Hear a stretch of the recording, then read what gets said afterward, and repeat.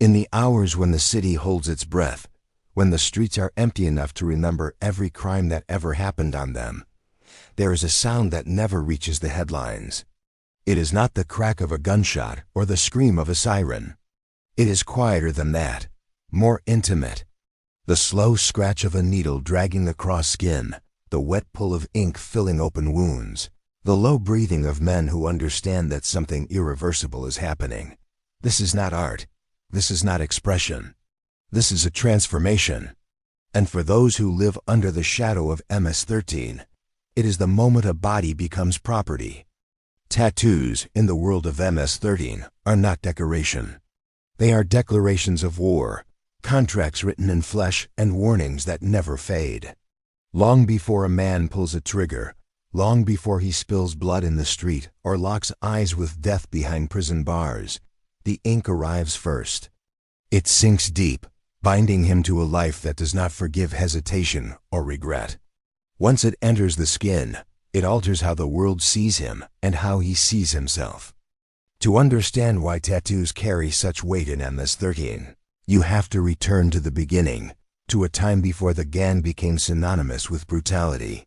You have to go back to Los Angeles in the late 1970s and early 1980s, when Salvadoran refugees poured into neighborhoods already defined by poverty, tension, and violence. These were young men shaped by civil war, raised in chaos, forced to flee their homes with memories of soldiers, disappearances, and mass graves burned into their minds. They arrived in America believing they had escaped violence, only to find a different kind waiting for them. Los Angeles was divided by invisible borders, enforced with fists, knives, and bullets. Mexican-American gangs controlled entire blocks, and Salvadoran newcomers were easy targets. They were poor, foreign, and isolated. Police did not protect them. Schools did not understand them. Families worked too much or were already broken. Survival demanded unity, and unity demanded symbols. At first, those symbols were simple. Names spoken carefully, colors worn subtly, hand signs flashed quickly. But words and gestures were fragile. They could be denied, hidden, erased. Tattoos could not. When the first crude markings appeared, scratched letters, shaky numbers, they were not meant to be beautiful. They were meant to be permanent. A way to say, without speaking, that you belong to something larger than yourself, something willing to kill for you if necessary. The early MS-13 tattoos were rough and painful, etched with homemade needles and stolen ink in bathrooms, bedrooms, and alleyways. Infection was common. Blood was expected. Pain was part of the initiation. The suffering bonded members together, turning fear into loyalty and trauma into identity. Each tattoo was a small sacrifice, a piece of the self offered up to the group. As the gang grew stronger, the ink grew bolder. Tattoos moved from hidden places to exposed skin, arms, necks, hands. The body became a message board. Wearing MS-13 openly was an act of defiance, a challenge to rivals and law enforcement alike. It said, "I am not afraid of consequences," and in many ways, that was true. By the time a man allowed his face to be marked, fear had already been replaced by something colder. Facial tattoos were a point of no return. They erased anonymity. They erased future possibilities.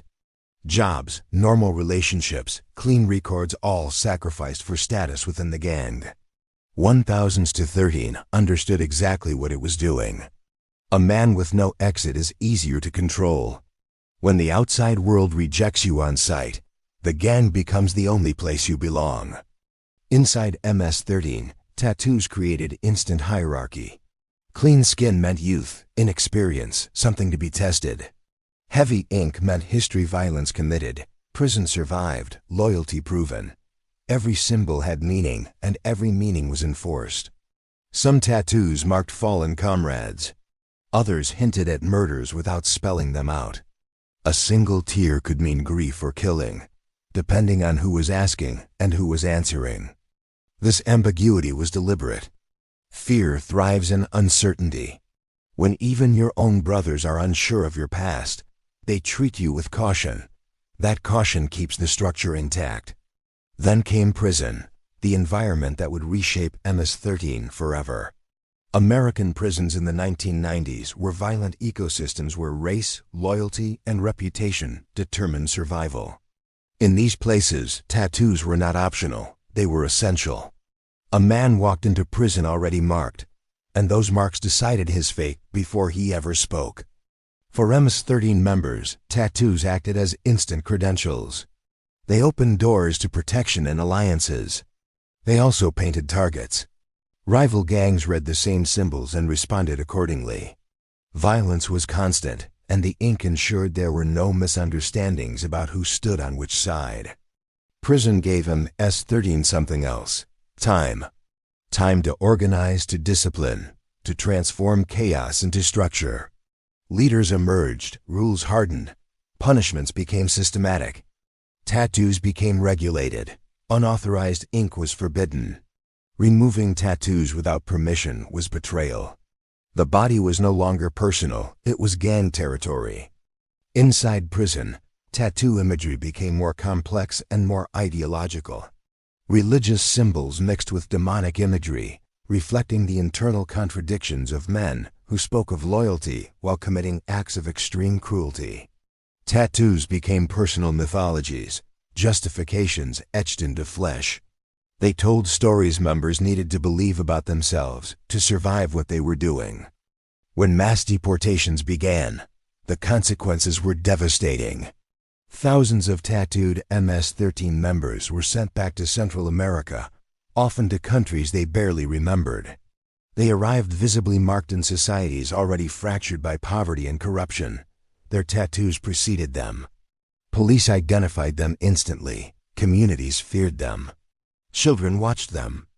Prisons in El Salvador, Honduras, and Guatemala became pressure cookers. Overcrowded, understaffed, and corrupt, they allowed gangs to control entire sections. Tattoos became even more extreme. Full-body ink, ritualistic designs, layered symbols. MS-13 evolved into a transnational criminal organization, and its tattoos became global identifiers. Outside prison walls, the tattoos acted as recruitment tools. Young boys growing up amid violence saw tattooed men command fear and respect. They didn't yet see the cages or the graves. They saw belonging. In places where the future felt stolen, the ink promised identity. Law enforcement adapted.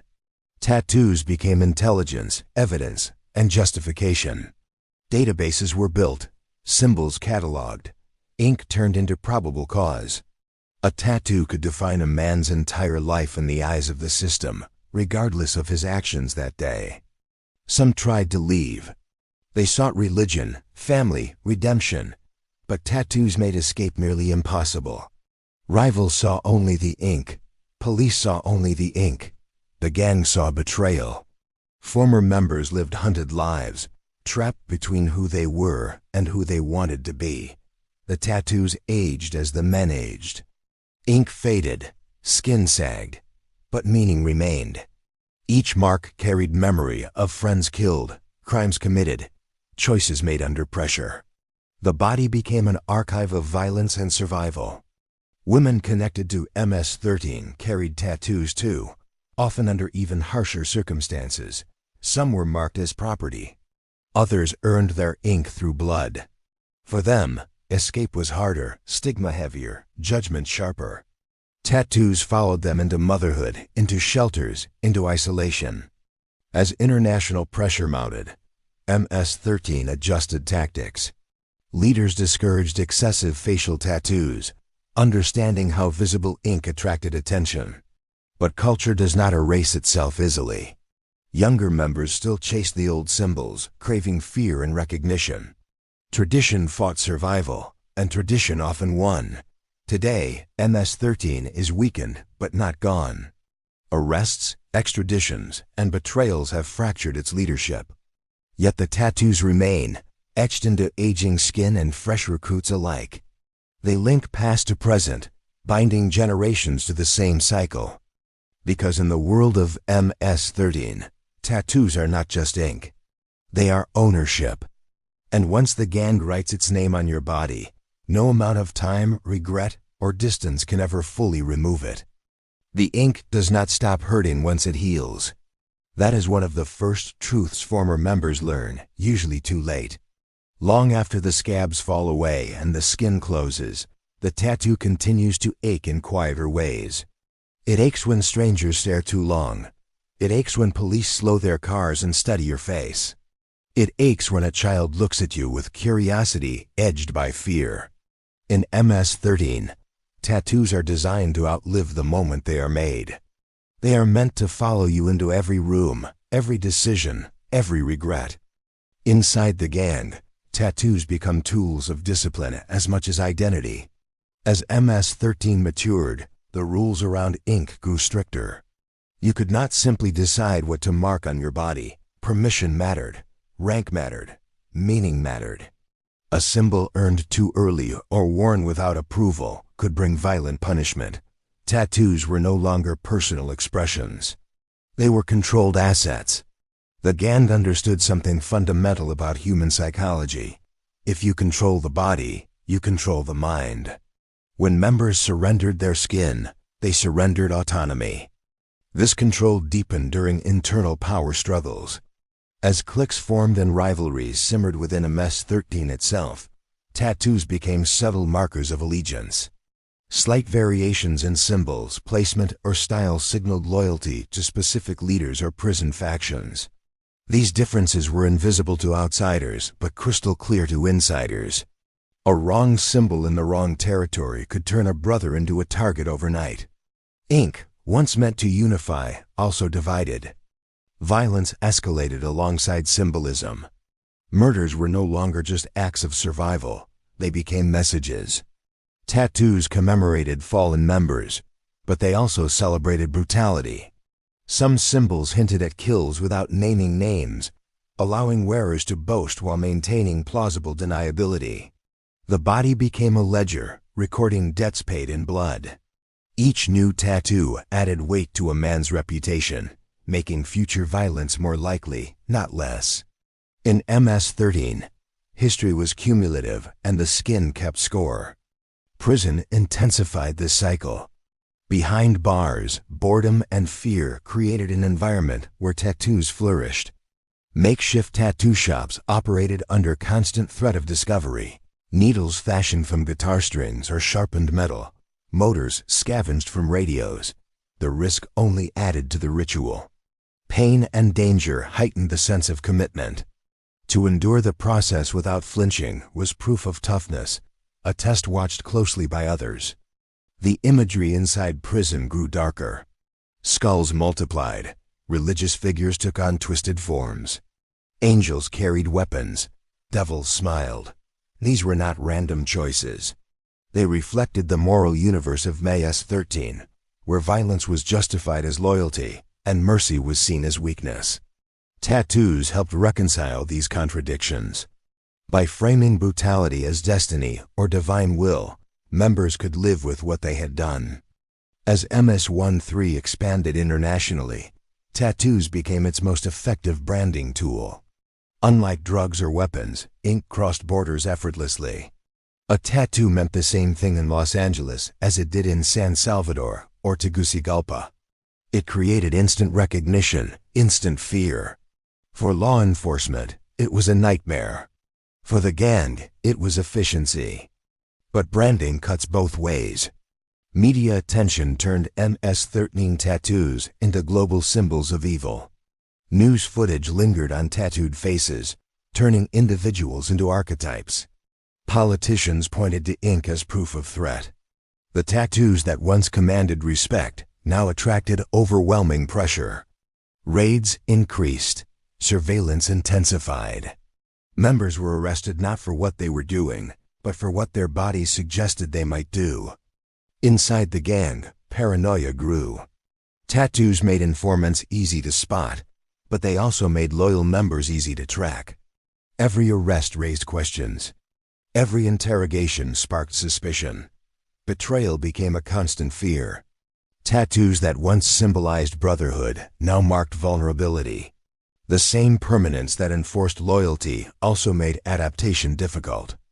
Some members responded by retreating deeper into the gang's ideology.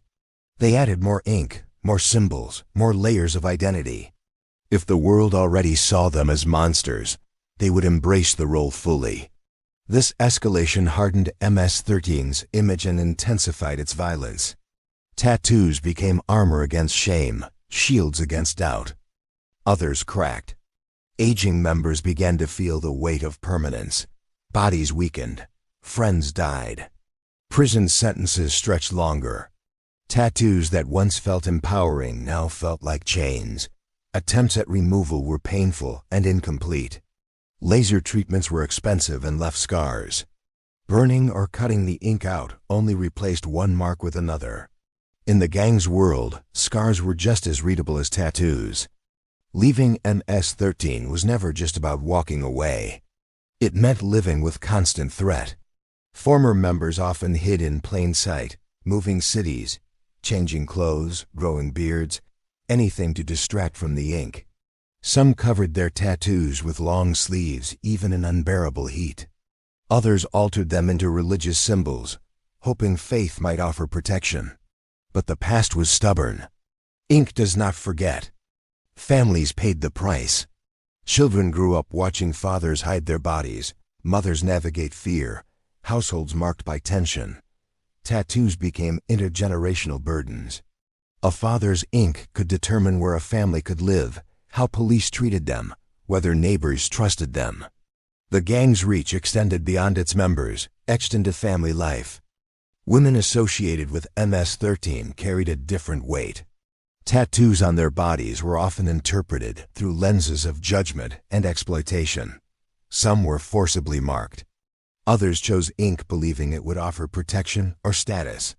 Many found instead that it trapped them further. Society judged them harshly, and escape routes were few.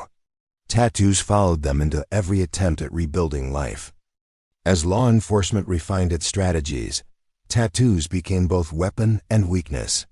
Specialized units learned to read evolving symbols, to distinguish old-school ink from newer styles. Databases expanded. Facial recognition combined with tattoo analysis. The body became evidence long before a crime was committed. This pressure fractured MS-13 internally. Leaders were isolated. Communication grew riskier. Trust eroded. In response, some factions attempted to shift culture. Facial tattoos were discouraged. Visibility was reduced. The gang tried to blend rather than intimidate. But culture is resilient. Younger members still idolized the heavily tattooed veterans, seeing in them a raw authenticity that restraint could not replace. The old symbols carried stories, and stories carried power. Over time, the tattoos themselves became historical documents. They mapped the evolution of MS-13 from refugee street gang to international criminal network. Each era left its mark. Early crude symbols spoke of survival. Later elaborate designs spoke of dominance. Faded ink on aging skin spoke of endurance and loss. Today, MS-13 exists in a state of contradiction. It is weaker, yet still dangerous, fractured yet persistent. Tattoos remain central to its identity, even as they hasten its downfall. They attract attention, fuel fear, and bind members to a shrinking world.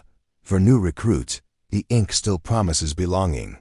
For older members, it often represents regret.